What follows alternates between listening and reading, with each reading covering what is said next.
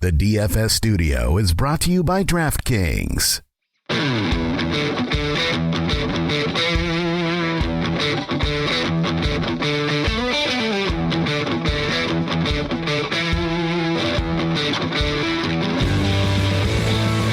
Welcome to the Fantasy Footballers DFS and Betting Podcast with your hosts, Kyle Borganoni and Matthew Betz.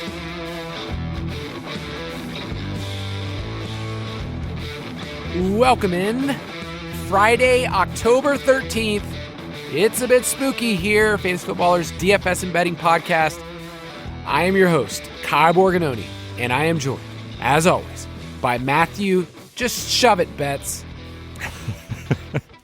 I don't know why you're being so mean to me, Kyle. I mean, it's not my fault that the Braves decided not to show up in Game 3. Now, I want to congratulate you on the win for Game 4. Awesome performance by Spencer Strider and the Braves, and the Phils just couldn't get it going. So congrats on the win. We're recording this on Thursday afternoon, so we actually don't know the results, but I did want to congratulate you early, Kyle, because I want to see Game 5, so I'm happy for your Braves. Early congratulations. Your pizza is on the way to congratulate you on the win. You know, this tactic that some of you saw on social media, it's the early congratulation. It's the double reverse jinx. I thought about coming on this podcast and saying that to you, my friend. But I know my Braves, and I know that they did come through. I don't need to jinx you. I don't need to throw anything your way, because I know that Spencer Strider and his mustache, it's full beard right now, but I know that he went 8 strong. I know that my Braves, came through and won by 40. Like it was a couple of touchdowns worth at least. And we'll be talking about it later. But it's been a fun week for our friendship. Fun and also terrible, because I feel like I've stressed out more than you. It's been a very stressful week. I'm not going to lie. Especially when we were texting during Game 2, when, it looked like the Phillies had that one in the bag, and I was the lowest of low. Yeah, and you just came out hot at the end. So it's been a fun series. As a baseball fan, I kind of wanted to go 5 games. As a Phillies fan, for my stress levels, I would love it if it ended tonight for Game 4. Yeah, and so if you're here and you're like, why are you guys talking baseball? Well, it's October, and October baseball is awesome if you've never gotten to enjoy it before. And growing up, I had a lot, and I mean a lot, of October baseball being a Braves fan. So I have very good memories, listen to Braves game on the radio. But if you're listening to this podcast, you are interested in Week 6. So Betz and I will be breaking down the main slate, giving our cash picks, the games we want to stack. We're going to prop it like it's hot. I'm going to give you a slate breaker that, I'm torn, and yet I'm so confident that this slate breaker this week will just, smash. So we're here for you if you want to play with us. We have our DraftKings League. If you want to talk to us and talk with our people in the community, our Discord channel today, I went back and forth. I just simply asked this question. What do you guys think about Joe Mixon? Because I have about 20 stats that tell me one thing and 20 stats that tell me another. So I love getting to talk out things with our people, to give our prop alerts. We got this morning, I fired off some Kadarius Toney props. Nothing like that in the morning. So yeah, it's a good time, right? Dude, I'm not going to lie. I had a little slow start to the day today, just with the kids and getting their breakfast ready. And Kyle has messaged me left and right. He's firing from the hip. Prop after prop after prop. I'm like, dude, I haven't had coffee yet. Meanwhile, Kyle's like 4 cups deep, just firing off props. So yeah, we charge, we always joke, it's an extra $0.00 for our premium subscription picks. Our Gold Star Locks of the Week, those 5-unit plays that are guaranteed to hit. You can get those for free in the DFS Pass as part of your purchase. Yeah, DFSpass.com. Once again, we think it's a smoking hot deal. We go all the way through the playoffs. I was planning out my schedule, Betz, in January with a friend. Okay, today I was talking about some stuff in January. I was like, you know what? My job eases up because we don't do 5 shows a week on the main show, but DFS keeps rolling. Like I was actually planning out and saying, you know what? All the way through the playoffs, you and I get to talk on the mic. We have content for people in the DFS Pass. So we keep on rolling. So DFSpass.com, promo code DFSPod if you want to get in on that. But let's talk cash. Straight cash, homie. And a little Easter egg for those, if you're watching Monday's main show episode on the YouTube channel, Mike the Fantasy Hitman Wright was wearing a Straight Cash Homie shirt. Randy Moss, right? It was beautiful. Yeah, YouTubers, they love that stuff. Quarterback this week, on this show on Tuesday, we said, hey, Matthew Stafford, Gardner Minshew, those guys work in cash. Are we still there? Yeah, not much has changed since our Tuesday show. Those are my two favorite plays. I think if you're making me pick one, I'm going to take the guy that is $1,000 cheaper in Gardner Minshew. And, there's really nothing negative to say about Matthew Stafford. We're going to talk about that game. It's just the savings, right? And on this slate, I want to play, one of the 7K running backs probably. I definitely want to play either Tyreek or Chase, or maybe both. And so to do that, to fit those guys, you need the salary savings at quarterback. So I think Gardner Minshew is the play. We talked a lot about that on Tuesday. But this is a game environment that I really like. We're going to talk about that game stack. And Jacksonville, you brought this up multiple times. They've been very good against the run. They've been pretty suspect against the pass. He's got weapons, right? Jonathan Taylor is back in the lineup. Michael Pittman has played well this year. Josh Downs has been a very nice surprise for that team. So I'm in. I don't think you have to overthink this. I think Gardner Minshew is a rock solid cash play. Yeah. And just to put some numbers to it. So he's 5K. Would you be happy with 14 points from Gardner Minshew? Yeah, I think so. I mean, in the DFS past, I wrote at 5K, we're looking for 15-ish points, right? Okay. And if he gives you 15 to 20, that's perfect. If he does come out and have an outlier great game, you're going to need him in cash, certainly, if he goes for 20 plus. So yeah, 15 is kind of the hope that we get. I think it's very doable. Yeah, I think just these two, Stafford, Minshew, 60+% of cash lineups will have one of these guys, like just combining their roster percentage. So I don't think you have to get cute. There are people that love Justin Fields this week, and I understand it against the Vikings and the way that he's played the last 2 weeks. 7,300 is more expensive, so you're definitely getting up there. So I that's the only other one that I've even entertained this week other than these two, and my builds have mostly been Stafford and Minshew. So I think Stafford is safe. He's fun to double stack in tournaments. On FanDuel, I want to throw out, if you want to do Tua, you want to pay up for Tua, it's fine. Trevor Lawrence is more of a tournament play. We'll talk about him. I think he's one of my favorite tournament quarterbacks this week, but you really don't have to get too cute. Like Stafford and Minshew are the two plays this week because of what it affords you. Like you can get 2 stud wide receivers this week in by playing Minshew. So running back is a different conversation because I think there's one play that everyone will have, Raheem Mostert, and then you could convince me in about 5 other directions. So is Mostert like, lock him in? I don't understand if you're not playing him this week. I wouldn't go as far as to say that. I mean, he's 6.4, so he's definitely affordable. It's not, super expensive. It's also not cheap, right? Like sometimes you get these 5K backs that you're like, you got to jam them in, no questions asked. That said, we're still waiting on official Jeff Wilson news. If Jeff Wilson does not come back for this game, then I would say Raheem Mostert almost certainly is going to be in my lineup. At 6.4, taking on the Panthers at home. They are 13.5 point favorites as of our recording. They've got the highest team total on the slate. This is the most explosive offense in the league, and Carolina is literally dead last in EPA per rush attempt allowed. Look to last week what David Montgomery just did to this team. So, yeah, I don't really think you can poke any holes. I mean, do you have any concerns at all about a potential Jeff Wilson return? Like, would that sway you towards a mix-in for $100 cheaper or like up to an ETN, for example? Like, what are your thoughts on that situation? Not at all, just because we've seen him with a Chan like crush.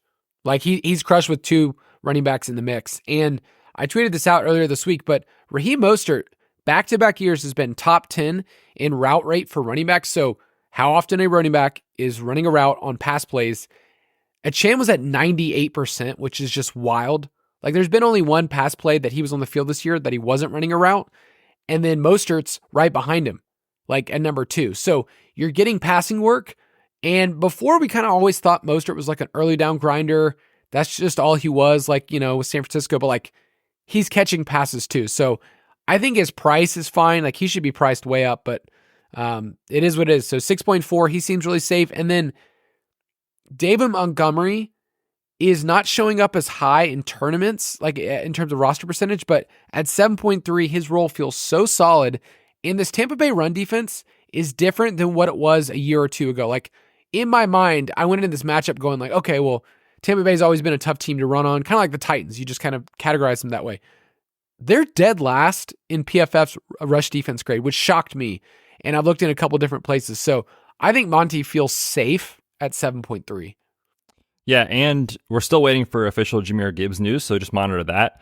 Right now, I think it's safe to project him unlikely to play. Of course, that could change, but he's been missing practice. This hamstring injury is new as of last Friday.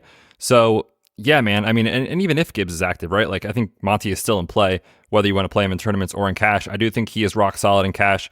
Like you said, the matchup on paper feels like, oh, the Bucs are great.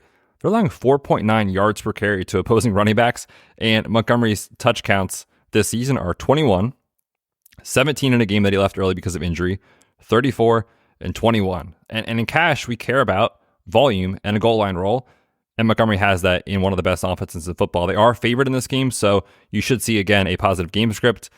I love Montgomery this week. So are you entertaining 3 running back builds? Because right now, my lineup has Mostert. I'm assuming most people's does. It has a David Montgomery, or I think Travis Etienne is fine at 7.1. Alvin Kamara is fine at 6.8. Like, are you entertaining 3 running backs in cash? Yeah, I think you have to, because there's so many good running back plays. Like, truthfully, I think it's hard to kind of, decipher these guys, because they're not that far apart in salary. When you go from Monty to Etienne to Mostert to Mixon, you mentioned Kamara, like they're all kind of right there.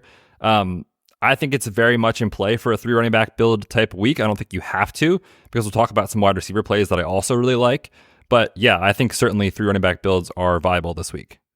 Yeah, Joe Mixon's the other name I want to throw out. 6.3 on DraftKings at 7K on FanDuel. I think he's a better play. The only problem with Joe Mixon is the matchup, which we'll talk about, which is Seattle's been really good against the run, quietly, really, really good against the run. And then there's this other guy on their team called Jamar Chase that I'm going to put in my lineup. Let's be honest. Like, the matchup's great. He's awesome. And I feel like we've talked about him every single week. It used to be we talked about T. Higgins on this podcast, but because he hasn't been playing, we just can't talk about him. And so we just talk about Jamar Chase every single week and say, play him. So any last thoughts? Let me add this in. If you knew Roshan was active, he's 4.6. Are you entertaining that? It's tough because I don't think you need it. Like, I think some slates were like desperate for value. This slate, I think there's some solid wide receiver value, which we'll talk about, that, you can fit guys like KJ Osborne in full PPR. I'm going to talk about Robert Woods in a second. It's gross, but at 3.8, he's in play. Bobby Trees, he's back. He's in play with Tank Dell, likely to miss with a concussion. So I don't think you need to go there, because these other running backs, I feel like, are safer projected workloads. They're not really dealing with a elite rushing quarterback that can steal the goal line stuff.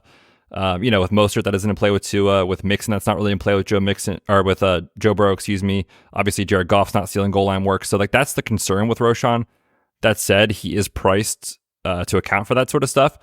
He's still in concussion protocol, so I think it's trending more likely he misses. We'll see.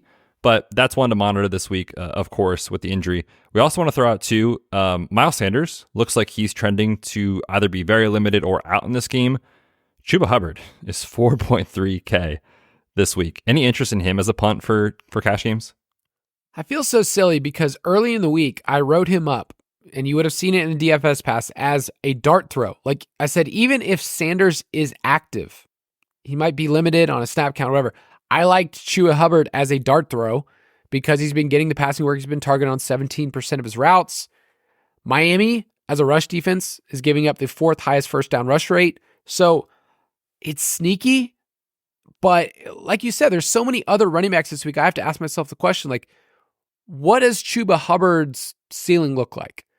And his price is great. So that's like the tempting thing, but like, Chuba Hubbard, can he hit 25 points bets in a tournament? I mean, I'd be shocked if he hits 25 points. He's going to take a ton of receptions in a negative game script, and he'll have to hit, the end zone at least once. Yeah, it's a fun play in cash. I just don't think you need to go there with enough value on the slate. There's like Christian McCaffrey. We're not even talking about him. If you want to play him, do it.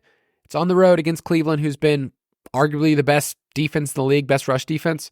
So we don't love overvaluing matchups. Like, that's one of those things where if you want to play Christian McCaffrey in a tournament, do it, because a lot of people aren't playing him this week. But in cash, he's so expensive that builds this week don't really need him. the way they need him in others. And the game environment's at 37.5 last time I looked at it. Like this, if this is a different game going back and forth, we'd love it. But so yeah, I'm not in on that. At wide receiver, I'm going to give you a really hard task because the 3 studs this week, and I'll throw in Devontae Adams. He's a stud. Tyreek Hill at 9,300, Cooper Kupp at 9K, Jamar Chase at 8.3K, so that's a value, and Devontae Adams at 8.1K. If you're factoring in salary and you're factoring in the games, put those 4 in order in cash. Like, is Chase at the top? Yeah, Chase is at the top at 8.3. I prefer him to Devontae Adams straight up. And then when you factor in salary and the savings you get off of Tyreek Hill, which is almost $1,000, and Cooper Kupp, I think he is the top play on the slate. I mean, especially if T. Higgins doesn't play. But you talked about the matchup for Joe Mixon being decently difficult. Like, Seattle's been very good. If you go back to weeks 1 through 3 for Seattle before they played Daniel Jones and the Giants that fell on their face in primetime, they were 27th in pass EPA on defense. And on the year, even factoring in that game and a missed week because of a bye week, they're still allowing the 10th most wide receiver yards in the NFL. So Jamar Chase is my top play on the slate. I think he's going to be right for both of us as the top play. Yes. This week, I think he's borderline a lock, given that we have value to go down on the board this week. And you can get up to him if you're playing Gardner Minshew. If you're playing one of the 3 or 4K wide receivers, you can definitely fit Chase, I think, very comfortably. He should be 9,000. Yeah. Like coming off, 19 targets? Yes. And nothing wrong with Cooper Kupp, but like, he's 9,000 and he has somebody competing for targets, at least like, relatively speaking, Puka Nacua. So if I were to put an order, it's Chase, and then I'd still probably put Tyreek just because their team implied total's nuts, Cooper Kupp, and then Devontae Adams, I think, is a better tournament play. I don't think I can play him in cash. But those are 4 studs. I don't blame you if you want to put any of those guys. I think you can build this week where you can get 2 of them in. I think it's possible if you wanted to get, Chase and Kupp or Chase and Hill, you can do that. Let's talk about more of the value guys, the 6K, 5K, and then we'll find some absolute punts. I'm into Calvin Ridley this week at 6.7. I'm just figuring out, is this somebody that I like enough to play in cash? Because he crushed the Colts in week 1. We'll preview that game in a second, but his price is fine. The matchup says they're going to throw. They're going to throw deep. He's getting a ton of deep targets. So I like his price at 6.7. It's at a spot where it's like, I can fit that in. Yeah, I think Ridley's awesome this week. I've just found it kind of tough because there are some rock solid 5K price tags. And it's sort of like you always mention on the pod, it's kind of a decision tree. It's like, well, if you do this, then you probably can't do this. Or if you make this decision, you are, going down this path of your player pool. And I feel like if you do play Ridley, it's tougher to jam those elite guys at the top. So I think my preference is to drop down to Christian Kirk, his teammate, and or Marquise Brown in the 5K range. For Kirk, week 1, now this was against the Colts. That was when he had his worst game. But that was with Zay Jones in the lineup. Zay Jones is projecting out this week. We'll see on him if he's out. Christian Kirk should be rock solid. He's averaging 10 targets since that week 1 game, since he's finally kind of been consistent. He's been the dude, and over 80 receiving yards is his average over the last month of the season. So at 5.4 in a game environment you like, I love that. The Colts also allowing the 3rd most PPR points to opposing slot wide receivers.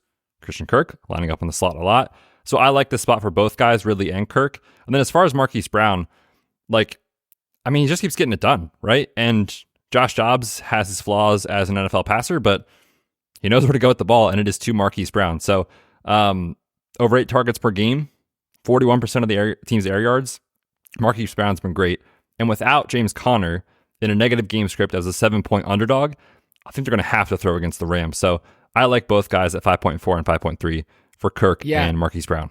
With Hollywood, it's like his price is just not moving. Like, he's the wide receiver 29 in salary. And yet when you factor in targets and, like you mentioned, air yards, he's kind of more like a top 12 guy. Like, that's what he should be on this slate. So he's a good value. Adam Thielen at 5.9. I don't blame anybody if they want to keep going over that direction. Part of me just wants to see it not happen, but just letting my bias known. And then Robert Woods is not a name I think we've mentioned once on this podcast at all. And earlier this week, Betz and I were talking, and then I sent out something in the Discord that said, hey, here's how I sort by wide receivers each week. Take the salaries, take the target share, and I come up with a simple little metric. And Robert Woods was sitting at the top of that list. And when we got news of Tank Dell, it's kind of like, okay, well, he's cash viable, right? 3.8? Yeah, what does he have to do at 3.8? Give you 8 points, 9 points, and you'd probably be decently happy if the rest of your studs go off. So yeah, is it sexy? No, of course not. Is there a lot of upside? Not really, but very quietly, 23.1% target share for Robert Woods this year. And CJ Stroud has been playing well, right? So that's what it comes down to, is the fact that Tank Dell is likely to miss this game. It's a tough matchup. New Orleans has been great on defense this year. So I think if he does come in as a very popular play in tournaments, I'd love to try to come underweight or potentially fade. But in cash games, for what he does for your lineup, I think he's rock solid. Yeah, Josh Downs, another player, if you want to add him in your pool, 4.1, that's fine. It really comes down to, you're playing a stud, you know, hopefully that's how you're building. And then you're finding somebody in the middle range or another stud. And then you're finding another cheap player, because you're going to have to punt somewhere. And beyond Gardner at 5K is probably a cheap wide receiver or a cheap tight end that we're going to talk about. So think about those there on FanDuel. Cooper Kupp is 8.7. I love that price there. And Calvin Ridley 7K. So both those guys, much better values on those sites.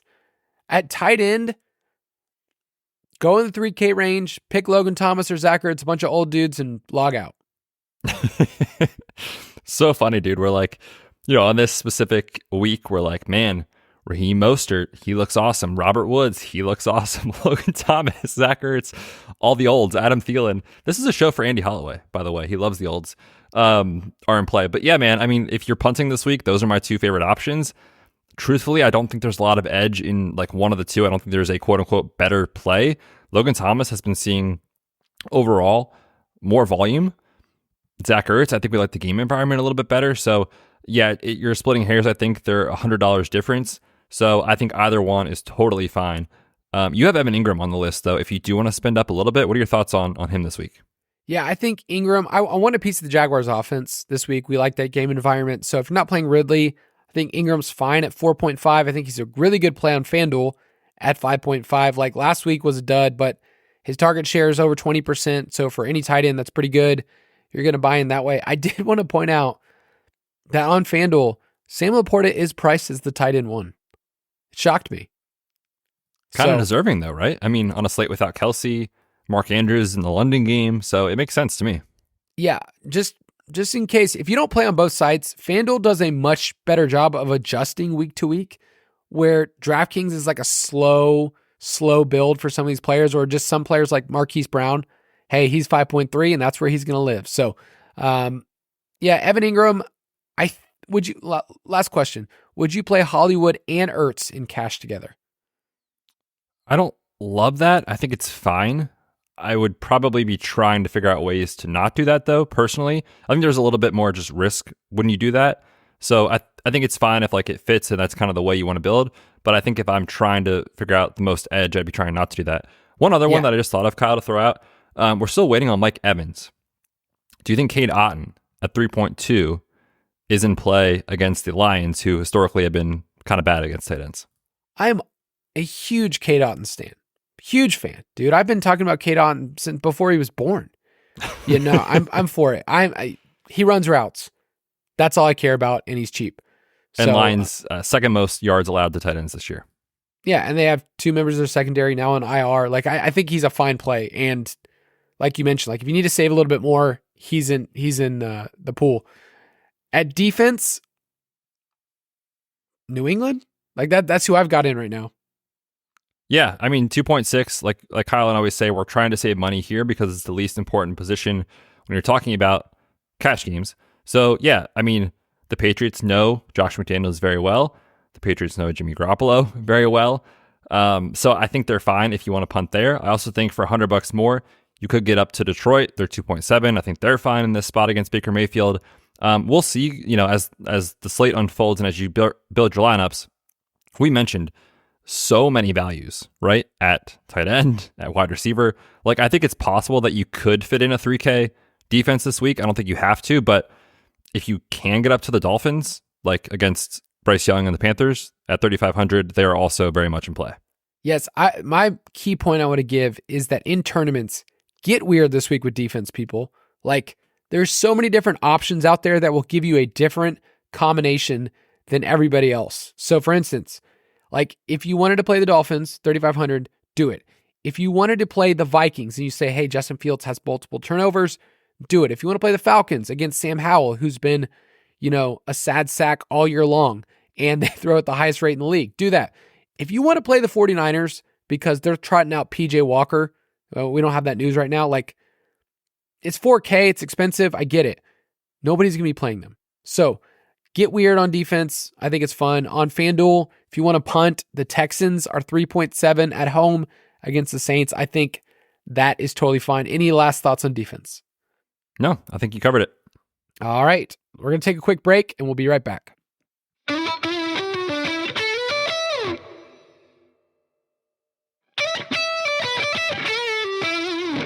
All right, Betz, we've got 4 games, and we're going to blitz through them real quick because my son is going to get off the bus, and we need to end this on time. Let's do it. Stack Attack. That's the part about podcasting that people don't know, is that there's other things going on. We're juggling, just as dads in the midst of a playoff. Baby. Yeah, dad life in the midst of playoff baseball. First game is Carolina at Miami. Miami is a 13.5 point home favorite. The over-under is 48.5. And Miami straight up kills it. They have 93 plays of 10 plus yards, which is breaking my brain that it even works that way.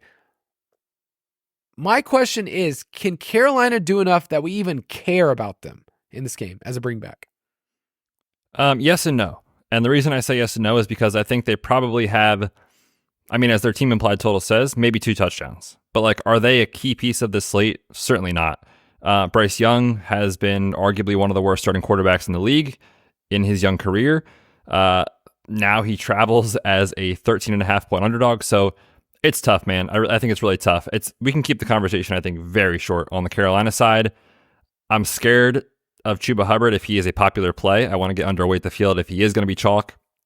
Adam Thielen, I think, is fine, but at some point, he's not going to do it, right? So if you want to fade him in tournaments, that's totally viable. I think DJ Chark is interesting as a leverage play, especially when you consider where he's at in pricing, right? Robert Woods is 3,800. KJ Osborne is kind of right in this range. So if you're looking for a price point pivot this week where they're going to have to throw, no doubt, against Miami, DJ Chark is 4K, and quietly, the Dolphins are allowing a 71% completion rate this season. So DJ Chark is in play. A PPP, a price point pivot. I love it. Oh, there you go. He led the team in routes. DJ Chark, you just need a big play. I think Mingo's interesting too. I just think if you're going to go this route, I would only use it in large field tournaments where you're hoping for these guys to be, 3% rostered, something like that. And you're saying, I'm going to double stack the Miami side. And then the bring back on the Carolina side is DJ Chark catches the touchdown or Mingo does. You're not asking for Mingo or Chark to hit 25 points, but if they catch a touchdown, they get 16, 18 points, whatever, you are super happy. So on the Dolphins side, are you entertaining Tua, Tyreek, and Waddle together, or Tua, Mostert, Tyreek? I don't think I'm going to go there on Tyreek and Waddle together, just because, we're 5 weeks in. It is a small sample, but these guys have not performed well together outside of last week, and it took a Waddle touchdown to do it on 10 targets. So I think it's one or the other for me. I think I'm interested in playing maybe Raheem with one of these guys because we've seen, like you said, Achane and Tyreek go off together. Look at last week, right?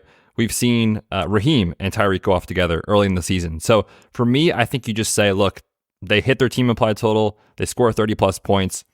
They're key pieces of the slate. They've got the ceiling that you want. I don't think you have to get cute. I think it's those guys for me.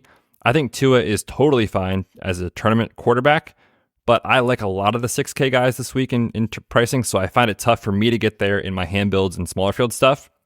But I definitely want to play Raheem. I definitely want to play a lot of Tyreek. What are you going to do with Jeff Wilson if he's active? Because I am staring at him and going, man, 4,600. He falls into the end zone. He ends up with 80 plus yards, and you're like, wow, this is a good week. And they might use him as a hammer, in the second half, or I don't know how they're going to do it. I expect the Dolphins to hit their team implied total because, well, they do it every single week. So any interest in Jeff Wilson, or is that one of those galaxy brain things that people say, ooh, this is exactly how it's going to go because I've seen Jeff Wilson in the past? Yeah, it's tough, right? When you haven't seen that player on the field yet, and he's coming off of injury, and he missed a decent amount of time in camp as well, so it's sort of tough to get there. I think it is a little galaxy brainy, if that's a word, but if he's going to be 4 or 5%, like there are crazier things you can do on the slate. So I think it is interesting. We just got to monitor that news and see if we can get an idea as to what his workload is going to be. If you wanted to do Mostert and the Dolphins defense and get out of here, don't mind it at all. I do think the Dolphins won't be, people are going to play them. It's not just going to be, they're not going to be the defense that no one does. So keep that in mind. But my lean for my Vegas take is to take the under of 48.5. I also lean that way, but it's not because of the Dolphins. It is because the Panthers. I'm going to take the over on 31 implied points for Miami. Next game is Arizona at Los Angeles. The Rams, their team implied total is 27.5. That's pretty good. 7-point home favorites, and the over-under is 48. We love the Rams because it's pretty simple. This team throws the ball. They're third in neutral pass rate. They're seventh in pass rate over expectation, and they're number one in plays per game. So Matthew Stafford double stacks. Log out. That is so clean and clear, where if you want to play Stafford, Kupp, and somebody else, or Stafford, Puka, and Kyren, I'm fine with that too. Kyren and Puka have insane correlation with Stafford so far. Small sample size. But Puka's is 0.97 with Stafford in 5 games. That is 1-to-1 almost. It's not real. So do you have a lean on how you want to stack? And are you actively trying to go overweight the field? So it's tricky, right? Because naturally you'd say, okay, I want Cooper Kupp and I want Puka with Stafford. But man, that's so expensive. So these guys have to just go bonkers to hit that. So I think it's a one or the other situation, meaning if you're playing Stafford, you pick one of Kupp or you pick Puka, who I think are both awesome plays. I really like Cooper Kupp, though, this week. I'll talk about him a little bit later on the slate. Okay, now. Hey, now. But at 9K, we talked about it, right? It's like everyone wants to play Chase for obvious reasons. Devontae Adams is hanging out there. Tyreek Hill is hanging out there. So, I think if there's one guy who kind of gets lost in the shuffle a little bit, it might be Cooper Kupp. So I love him on the slate. Arizona just doesn't have anyone capable of covering him. And 71% of Stafford's completions are going to wide receivers. That is the third highest rate in football. So I think you need one of these guys with Stafford. And then I think it's a single stack week because of the fact they're so expensive. Or you could get off the board in a large field and sprinkle in some Tutu if you want. I also don't hate the Kyren take. Normally we kind of advocate against stacking your running back with your quarterback. But in that scenario, you're saying he's involved as a pass catcher and the Rams hit their team implied total. So that's kind of how I'm looking at this one. Keep in mind, Stafford, right now we have projected as the most popular quarterback on the slate for tournaments. So, and it makes sense, right? He's not that expensive. You're hoping for the 300-yard bonus, and you're hoping they just destroyed the Cardinals. So I just wonder if you're running into a roster percentage issue with this game because of Stafford, Kupp, Hollywood. Those three right there will be a common combination. I'm not going to figure out the running backs from Arizona. Sorry, DeMercado. Michael Wilson blew it last week. And then Zach Ertz, I hate playing in tournaments. So I don't know. I just don't know how to get different other than Kyren in this game. Yeah, I think that's a good point. I mean, we have been talking about Puka as if he's such an obvious good play. But you think about, we already said the wide receiver plays on the slate. I'm seeing right now Puka projected for under 6%. He looks like an awesome way to get different in this game. Yeah. Okay. Do you think that people are at the point where it's okay, I'm going to invest in Kupp because it's going to regress, but 8K is a lot. You need Puka to hit 26 points. You mean what he's done every week? No, but in all seriousness, with Kupp back, even last week, he still saw over 30% of the targets. So it is these two guys, and I don't think you really can go wrong. I mentioned, I think Kupp will fall through the cracks a little bit, but I don't mean he's going to be contrarian. I just mean he might be like 15% instead of, 30 that Chase is going to be, or like 25 that Tyreek is going to be. And that's not unique, but sometimes these high ceiling guys, which Cooper Kupp has a massive ceiling this week, at 15% are under rostered, relatively speaking. So that's what I meant by that. But yeah, I think it's very simple. I think it's one of those two guys with Stafford this week. Yeah. Okay. So Puka, lower in roster percentage. We like him in that spot. I would take the Rams. I hate that the number is 7. I wish it was 6.5, but I think I would take the Rams. I'm going to take the Cardinals to cover this divisional matchup, which is terrifying. Yeah. No, thank you. Indianapolis at Jacksonville. We've seen this game before. It was in week 1 and Jacksonville won 31-21. This week, the over-under is 45.5. Jacksonville is a 4-point home favorite. And with Indianapolis, we have a revenge game for Gardner Minshew. I get asked sometimes, does that have any bearing on the stats? Betz is nodding his head yes.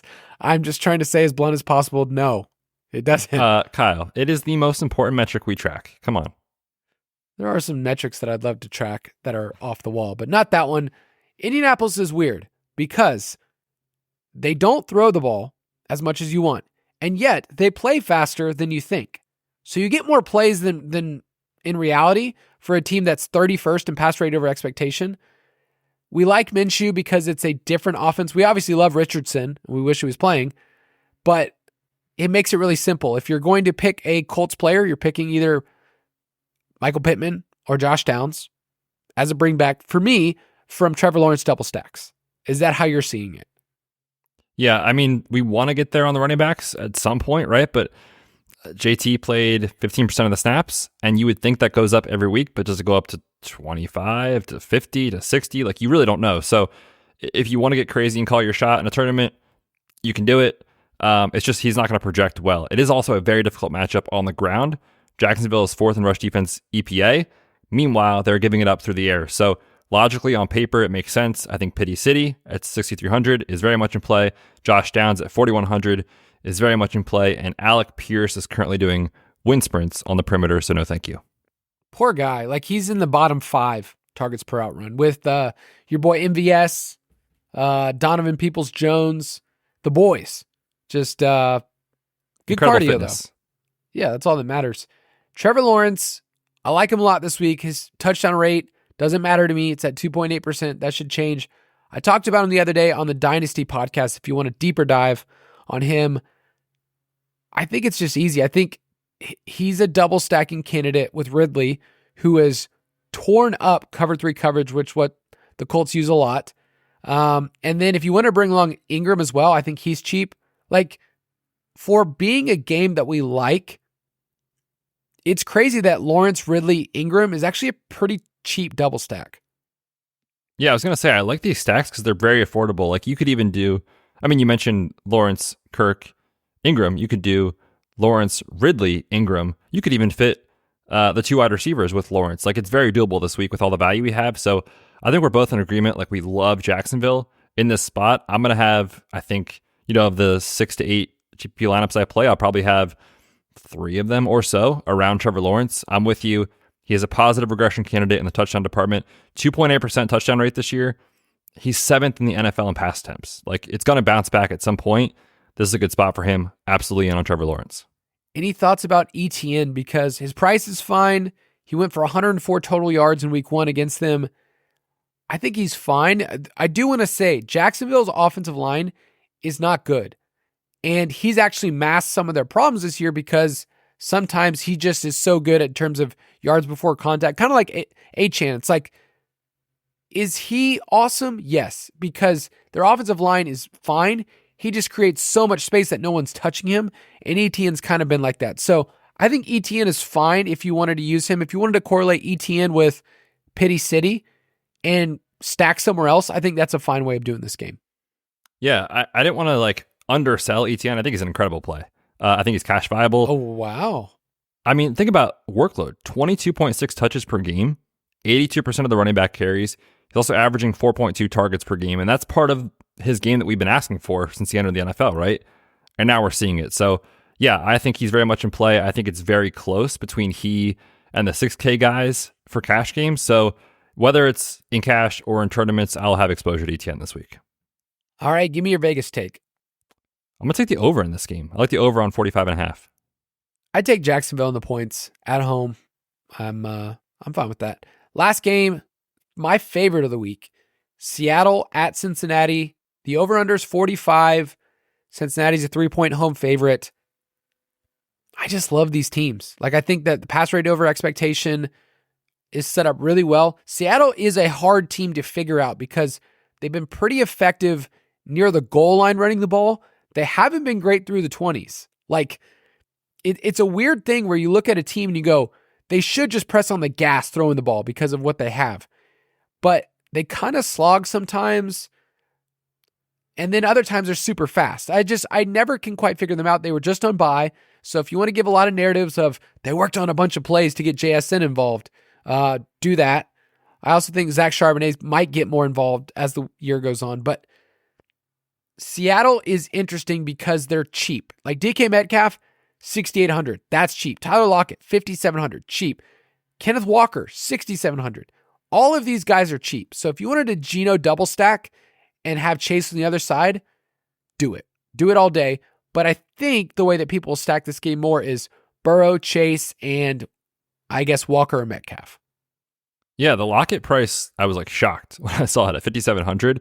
Again, when you think about where the field is going, it is to Marquise Brown, it is to Christian Kirk, and we like those guys for good reason, but players fail every week, right? And if those guys fail and Lockett comes out for his kind of classic 100-yard, 2-touchdown game that we know is in his bag, I'm interested. Now, the Bengals are allowing the highest defensive average depth of target in the NFL, so I think there is a lot of ceiling here in this game. So I'm with you. We talked about it early in the week. You were on, I think Seattle's team total over is one that you like. So yeah, man, this looks a great spot, especially like you said, the value for pricing makes sense on the Seattle side of the ball. Is there any cheapies in this game? Trenton Irwin, people look at last week and say 10 targets. I'm probably not going to chase that. Boyd's interesting, but he's not a freebie, right, at 4,600. I don't love that. Big Irv used to be fun to punt and cash, but it's not there. So anybody else, are you interested in Mixon? Yeah, I mean, Mixon, we talked about a little bit in cash. I think he's very viable. The tricky thing is, it's one of those, like, the math will say he's a great play, but I just have this feeling. Like, I know he's getting a ton of work. I know he's involved as a receiver. Like, they literally are not involving any other running backs, so I think that is a rock-solid projection. But Seattle, like you said, they've been so good against the run. They're allowing 2.6 yards per carry to backs. That's number one in the NFL. They're number two in rush defense DVOA. And last week, we saw the Bengals have their highest pass rate over expectation week of the entire year. So I just want to lean into the passing game. I don't think Mixon's a bad play. I just think I'll be underweight in field, in terms of tournaments. I think he's a rock-solid cash play, though. Yeah, I look at this game and I agree with you. Like, Mixon will project just fine.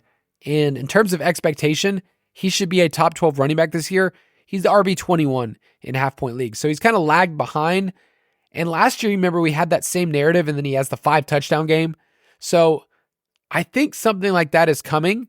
So I love his price. I think you could still work him in if you want to get different. But for me, Burrow, Chase, stack that way. And then if you want to bring him back on the other side, we might be talking about Seattle players in just a second. But give me your Vegas take. I like the Bengals to take care of business here, -3. Oh, man. I will take the over. It's been bet down, which didn't feel great. It's at 45. So, but those people that put the money on, those are dumb people, right? Those aren't sharps. The sharps they are don't at know the anything. end. Yeah, they don't know anything. Yeah, the real sharps, the real ones with that move the money, the Mattress Max of the world, those kind of people, they wait till the very end so the total gets low, and then they bet the over, like real smart people. Sunday morning, yeah, dude. The Sunday morning overs. That's where the money is. All right, now it's time for our slate breaker of the week. And this week, we didn't even have to get a sponsor because I was there. I was at the sponsor's main headquarters. I'm talking about Chili's because I was there. Em and I were watching the Braves game and our kids were at church. So we had a couple hours And I said to myself, I can't watch this game right now. We are getting annihilated. My team may let me down, but Chili's will never. And so I took my wife to Chili's like a good husband, and I got a quesadilla explosion salad. You bet I did. So how many marks? I didn't get a mark. I'm still getting over my cold stuff. I just not really feeling it. But they did try to tempt us with the trick or treat margarita, which they didn't pay me to say that, but I was not interested at all. That sounds disgusting. It had little candies on top. No, thank you. Gross. But a great product from Chili's, by the way. Betz, why don't you give me yours first? It's time. It's time for a classic Cooper Kupp break the slate sort of performance. If you watched the game last week against the Eagles, in the first half, he was on fire. He was on pace for over 20 targets in that game if you look at his first quarter and second quarter. In the second half, the Eagles kind of finally got home with their pass rush. They figured it out, slowed them down. Because the Eagles are great. But Arizona, Kyle, they're 27th in PFF's pass rush grade. They're 31st in pressure rate. Stafford is going to pick them apart, and Cooper Kupp is going to have a massive day. So I want to be overweight the field this week. I think Cooper Kupp breaks the slate. I wish I could just play Cooper Kupp and Chase and Tyreek and just log out, and that would be the guys. Just play all three of them. I know you can make lineups that way, but... I was going to say, maybe you put a little Chuba in there, you get contrarian with Jeff Wilson, all of a sudden Bobby Tree's at 3,800. I mean, you probably Desmond could make Ridder, it work, actually. Whatever you need to. My slate breaker this week, what could go wrong, is Kenneth Walker III, 6,700, in the same game as Joe Mixon. What if I told you that he carries a fourth of the roster percentage based on our projections? People aren't playing this guy. I don't really understand. Seattle quietly, very quietly, ranks number 1 in the league in EPA per rush attempt. And they want to run the ball inside the 10. He has the third most 10-zone carries in the NFL and third in broken tackles per game. And he's quietly been targeted on 23% of his routes. The reason why he's so quiet is because he's been on bye for a week. Okay? So the weak spot for the Bengals defense this year has been the run game. They're 28th in EPA per rush attempt, 26th in PFF's rush grades. And if you don't like that stat, their 5.3 yards per carry ranks tied for third worst in the NFL. So Kenneth Walker is going to be right now 5%, 6%, 7%, whatever. He's so low. 8%, 9%. He could be 1, 2, 3, 4, or 5. Kenneth Walker is, I think, a really good play in GPPs this week. Does he break the slate? We hope so. All right, one more segment. Prop it like it's hot. All right, if you want to prop it up with us, dfspass.com. And Betz, we have a weekly article that we get to update. Fired off some this morning, those AM unders. AM unders with Kyle. That'll be my little coffee show that I do with people. Just like, hey, sip coffee. I am going with Justin Fields. Maybe you've heard of him. Over 25.5 pass attempts. Last 2 weeks since they've changed the offense, 29, 35, and the team they're playing is the Vikings. That's been a sieve in terms of, what they're giving up in the pass game. But keep in mind this, we don't really know who the Bears starting running back is as of this recording, and you might not even know Sunday morning. Could be Roshan? Maybe. Is it Foreman? Possibly. They signed Darrington Evans? Whoever it is. It's going to be a mixture, but what we do know is that what's been working is the passing game, and I think that what they'll need is this. So the line's too low, over 25.5. You can get that on Underdog as well.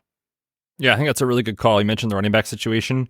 Even more of a reason to think the over here. So, hey man, overs are more fun. So let's take one more, huh? We took Trevor Lawrence over 14.5 rushing yards in the DFS pass. And Kyle, the people, they just moved the lines, dude. It's now at 16.5. I still think it's in play.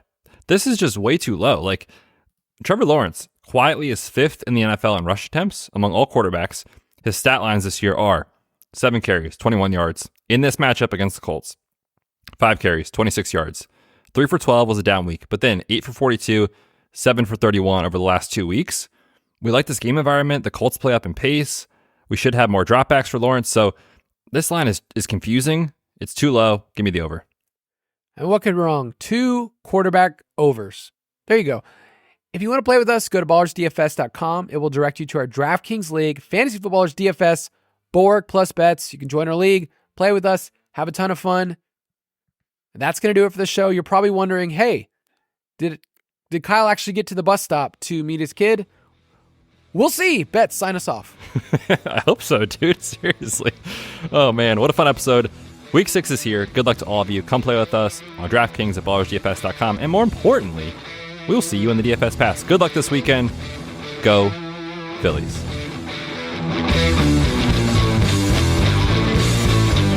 Thank you for listening to another edition of the Fantasy Footballers DFS and Betting Podcast. Don't forget to visit us on the web at thefantasyfootballers.com.